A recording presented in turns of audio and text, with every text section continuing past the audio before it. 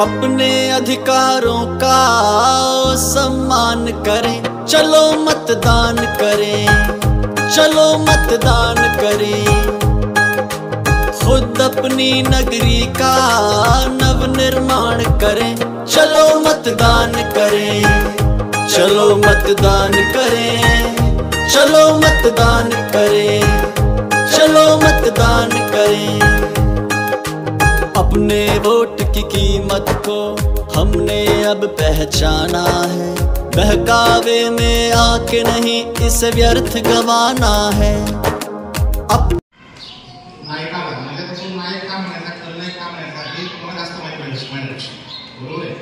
परंतु पिक्चर मध्ये बघत असताना प्रेक्षक वर्ग जो असतो, सर्व प्रेक्षक तो काय बघत असतो की कोणीतरी कोणावर अन्याय करते आणि हा अन्याय होता कामा नये, किंवा कोण कोणाला त्रास देतोय, काहीतरी चुकीच्या पद्धतीनं काहीतरी वर्तन करतोय, काहीतरी घटना घडली आहे, आणि मग अशा वेळेला सर्व प्रेक्षक वर्ग त्या अन्यायाच्या विरुद्ध असतो, त्या त्रास देणाऱ्याच्या विरुद्ध असतो, बरोबर? कुठले असते नाटक असो, पिक्चर असो, सिरियल असो, काही असो, पण त्यामध्ये चांगलं काय आहे त्या चांगल्याच्या बाजूने आपण सर्वजण असतो. पण प्रत्यक्षामध्ये मात्र जीवन जगत असताना आपण चांगल्याच्या बाजूने नसतो आणि इथंच आपण फसतो, बरोबर? म्हणजे सुशिक्षित असून सुद्धा आपण या ठिकाणी असं फसतो. आणि म्हणूनच आमच्यासारख्या लोकांना की मतदारांची जागृती करावी, बरोबर? आणि म्हणून असे काय करतात ना, ते योग्य पद्धतीने केलं पाहिजे. म्हणजे आता बाकीच्या सर्वांनी सांगितलं की तुम्ही मतदान केलं पाहिजे. आता तुम्ही तर लोकमतदार आहात, काहींना अजून मतदानाचा अधिकार मिळाला नसेल, काहींना भविष्यात मिळेल. पण एक गोष्ट काय लक्षात ठेवा, जसं आपण आपल्या दैनंदिन जीवनामध्ये आपल्याला सगळं चांगलं पाहिजे, चांगला मोबाईल पाहिजे, चांगली गाडी पाहिजे, चांगलं शर्ट पाहिजे, चांगलं दप्तर पाहिजे, चांगली वही, पेन, पुस्तक, चांगली बायको पाहिजे, सगळं चांगलं चांगलंच पाहिजे ना. माहिती दिली की सगळ्याची चांगली 288 हे नेमकं काय आहे की पहिल्यांदा कन्सेप्ट आपण समजून घेऊ आणि आपल्या आजच्या कार्यक्रमाचा उद्देश तो मतदार जागृतीच्या संदर्भात, मतदान जागृती शहरातल्या लोकांच्यापर्यंत पोहोचवण्याचं काम आपल्या माध्यमातून घडामोडी पाठक अपेक्षा आहे. तर सन्माननीय व्यासपीठ उपस्थित गटविकास अधिकारी सर्व साहेब, गटशिक्षणाधिकारी आंतरराष्ट्रीय साहेब, साक्षरता मंडळाचा नोडल ऑफिसर राजेश साहेब प्राध्यापक आणि तुमचा एक मित्र म्हणून तुमच्या पुढे उद्बोधनासाठी विभाग नेमकं आपल्या सामाजिक वातावरणात चाललंय काय की सध्या निवडणुकीचा त्यासाठी आपले प्रतिनिधी निवडून घेत आहोत. मगाशी ते सांगितले की 44 सांगली म्हणजे नेमकं काय की महाराष्ट्र राज्यातल्या एकूण 36 जिल्ह्यामध्ये 48 लोकसभेचे मतदारसंघ आहेत. त्यापैकी 44 मतदारसंघ हा सांगली लोकसभेचा मतदारसंघ आहे आणि राज्य विधिमंडळाचा 208 अर्थात महाराष्ट्र विधानसभेची सायकल राज्य आहे.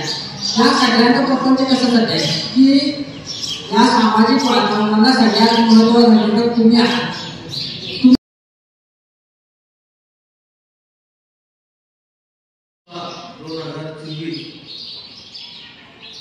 44 लोकसभा मतदारसंघ सांगली, 288 विधानसभा मतदारसंघ जत. या अनुषंगाने आपल्याला या कार्यक्रमासाठी उपस्थित असलेले आपल्या जतचे गटशिक्षण अधिकारी शेख साहेब, या संस्थेचे मुख्याध्यापक सर, या कार्यक्रमासाठी नंतर दुसरे सर, नंतर आमचे विस्तार अधिकारी शिंदे सर, नंतर खराबे साहेब, या मनापासून हार्दिक स्वागत करतो. मित्रांनो, आपल्या जत तालुक्यामध्ये 116 ग्रामपंचायती आहेत. आपल्याला 20 गाव आहे, महसूल मंडळ 9 आहे.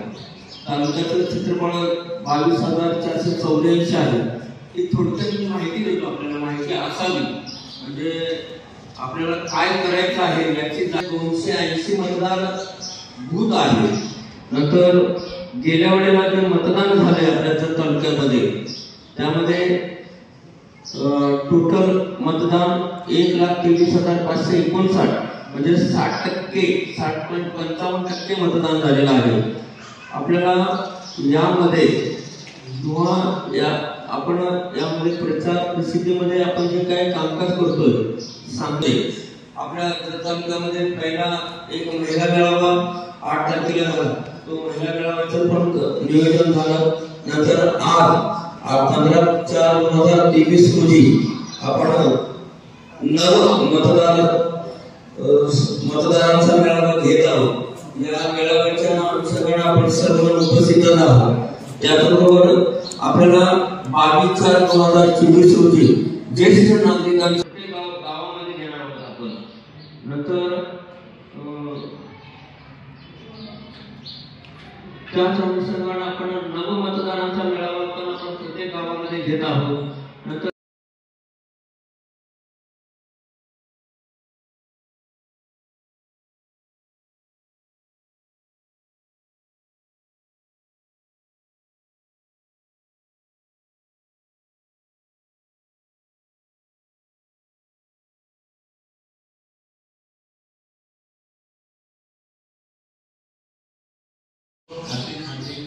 स्वागत करतो.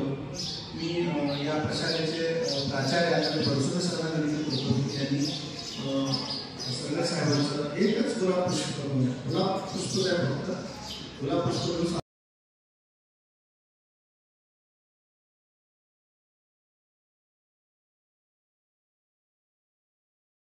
पूनम गुलाब माने है, मेरा मतदान यादी में मेरा नाम आया है, मैं मतदान करने वाली हूँ, आप भी मतदान कीजिए.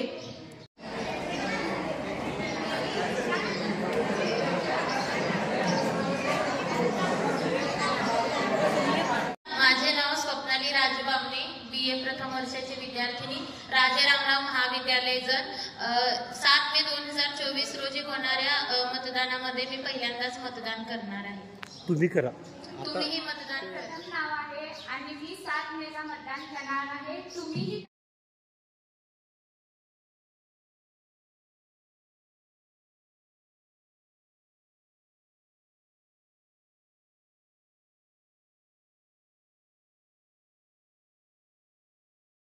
तुम्ही गेले तुम्हाला 7 मेला मतदान करता येऊ शकते. आज 4 ते 5 दिवस राहिले आहेत. त्यांच्या मुलाचं 18 वर्षात 1 एप्रिलला सुद्धा पूर्ण झालेले आहे. असे लोक त्याची मतदान सहभागी होऊ शकतात. आपण सगळ्यांनी अतिशय सकाळी 9 पासून सगळा कार्यक्रम ठेवला. मला उशीर झाला त्या पद्धतीने काही दिल्ली भेटत होता आणि 2 सगळे माझ्या थांबवून